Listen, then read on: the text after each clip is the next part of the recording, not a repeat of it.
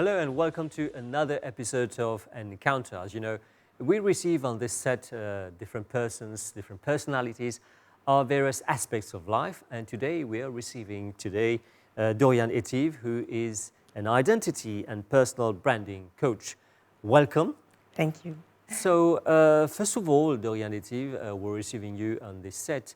And you as a coach, what is the job of a coach? What do you do? Okay, so my job is to guide people, individuals, to clarify who they are, so they can better express, let's say, communicate and express themselves authentically. Because nowadays, I can see it in my job, but also around me, specifically on social media. And let's say, yeah, a lot of our youngsters do that, but now it's almost everyone, every generation, who try to create a fake image. And after that, they try to fit in that image. So what I do is the opposite, is I help people clarify who they truly are and then express it a way that is coherent and aligned with who they are. Now we see coach, we know about a sports coach, a football coach, tennis coach, etc. What is a personal coach? What's the definition of that? Is it about psychology? Is it about working together with a person?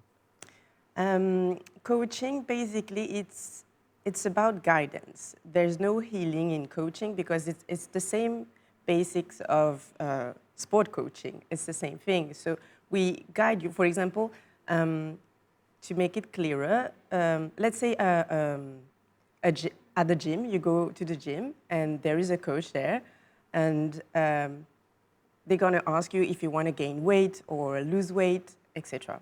So you already come with your goal, and what they give you is a guidance to be able to achieve that goal. But to be able to do that, they have to know more about you, and they have to build their program, the program for you. So they will ask you about your weight, they will check your body type, etc. So it is exactly the same thing for my job, as I help people to clarify their identity. So I have to guide them and ask them the right questions for them to be able to know who they truly are. So it's just guidance. And then they do the job to answer the right questions, but they have to be honest about it, and it is very personal. So it happens that they will share, of course, personal stuff, personal stories with me, so it's very confidential, but also they have to be honest with themselves, because it is hard to, look what's inside yourself and dig in, and because there are some stuff that we can be ashamed of, and we don't want to see it. That's one of the blockage of being authentic. So you're a coach, but like you're talking about, getting the best out of people. We understand it's also the job of a psychologist. So is there any overlapping with a coach, being a coach, a psychologist? Is it the same thing or is it completely different? It's not the same thing, but we have to use tools, like psychological tools, to be able to do this job, because we even have to use these tools for ourselves, because we have to, we have to be clear with ourselves first, like become the leader of ourselves to be able to lead others. So I wouldn't be able to do this job if I wasn't capable of mastering who I am. Of course, I am still a human, so I am not perfect, and no one is, but still, it is a continuous exercise, a continuous job for me to master myself and lead myself to be able to help others do the same. So it is related to psychology, but I am no psychologist, because these jobs are, they do diagnosis, it is clinical, medical, it's about healing, and coaches don't heal, they just guide you. Exactly, like sports coaches don't heal. We have medical doctors for that, if there's an injury or something. Exactly. Now coming, like you're talking, we understand, it's concerns anyone. Someday we'll have another program talking about businesses, because I know many businesses hire coaches for their personal, for themselves, like CEOs, etc. But we're talking today about everyday life.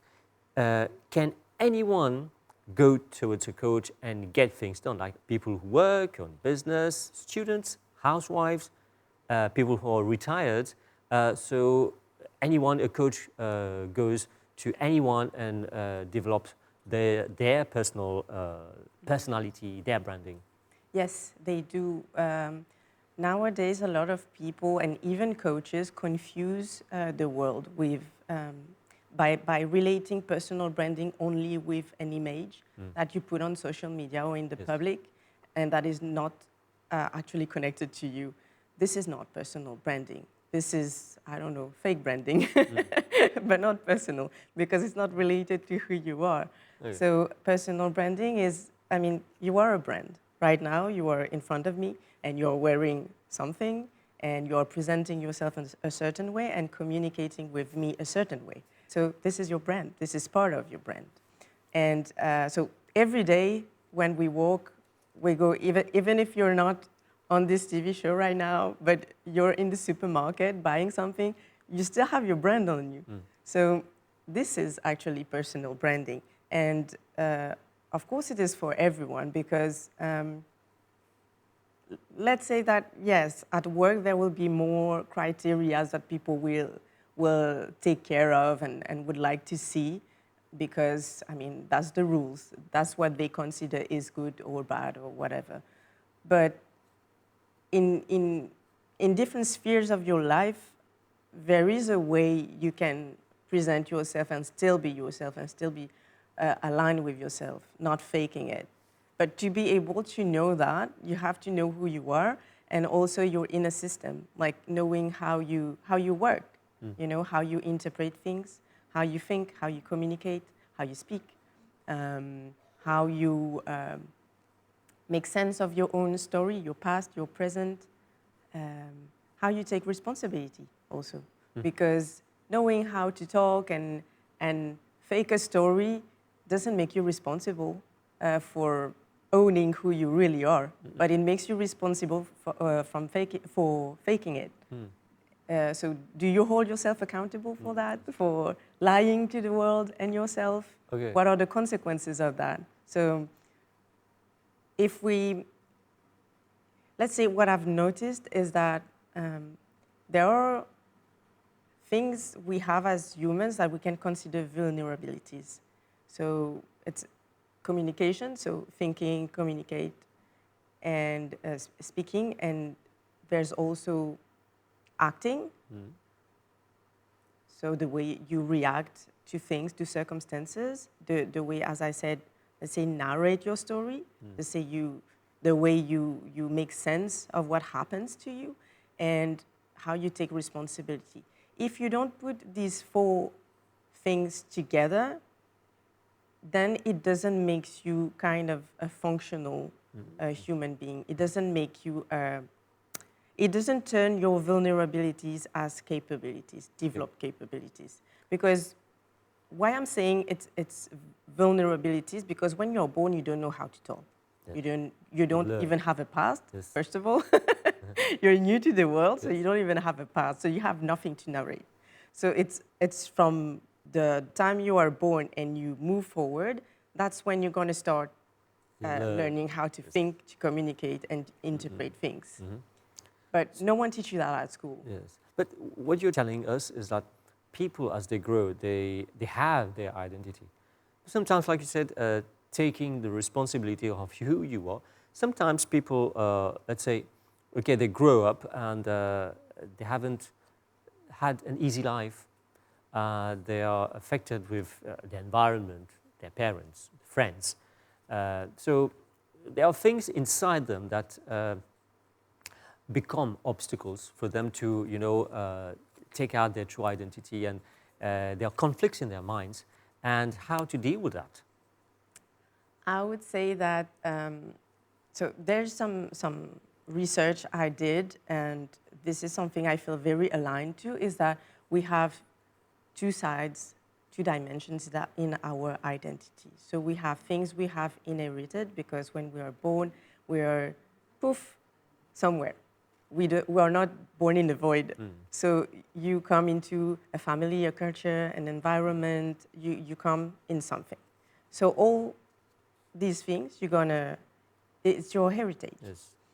So you're gonna carry it with you. But then at some point, you're gonna develop a way of thinking, and not say a way of thinking, but it's automatic. It's just natural for you to at some point ask why.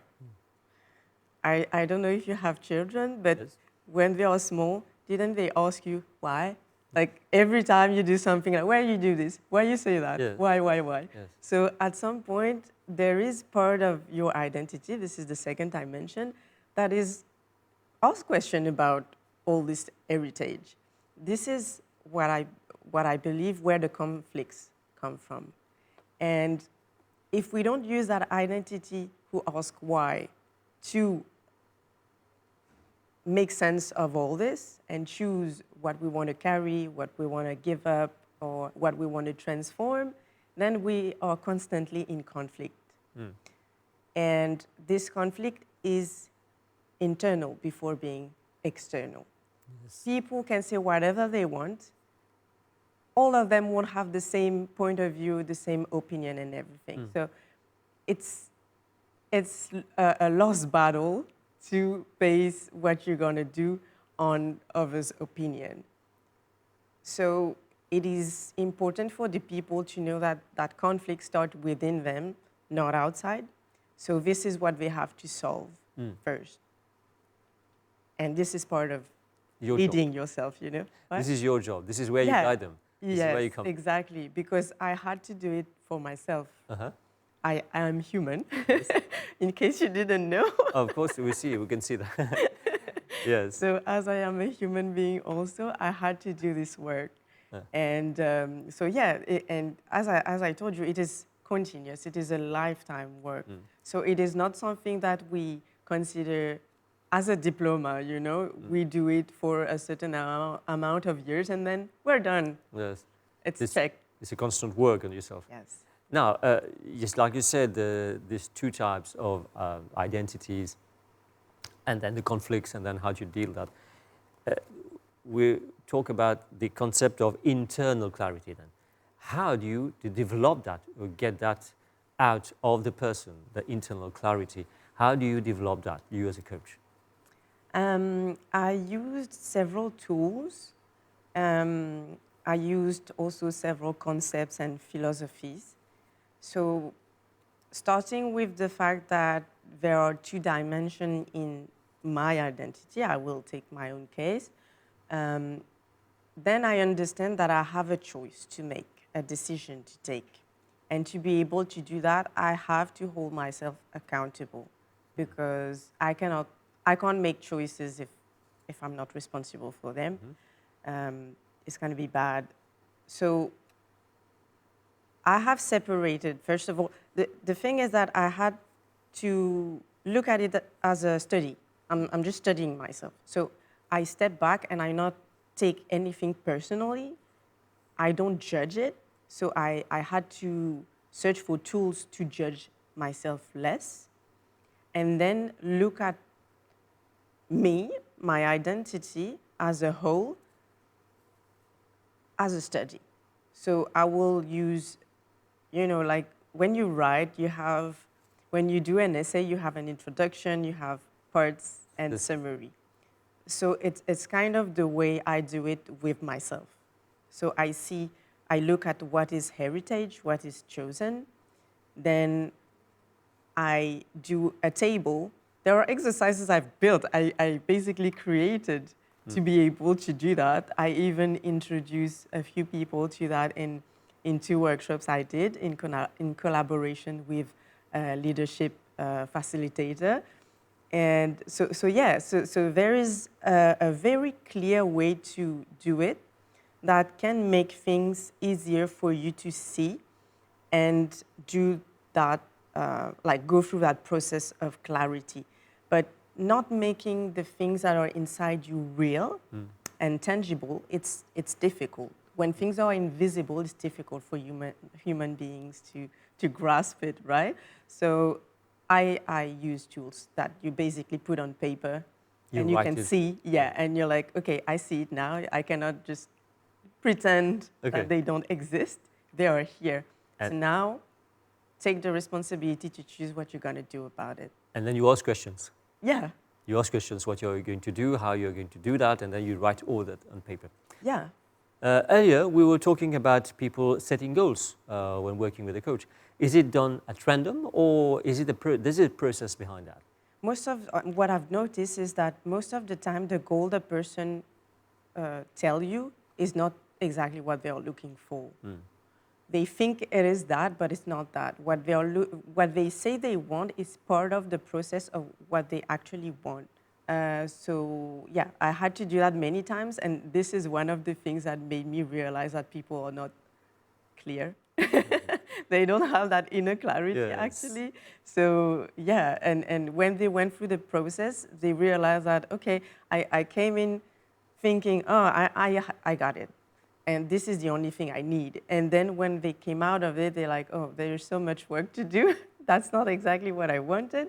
But I guess she understood what I was looking for, actually.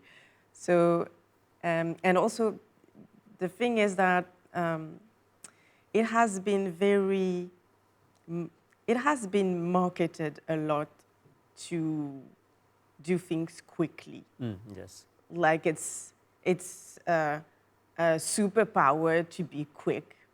And I don't think it is for a human because precipitation doesn't allow you to have the right reflection, the right thinking, the right thoughts to be able to take a conscious decision.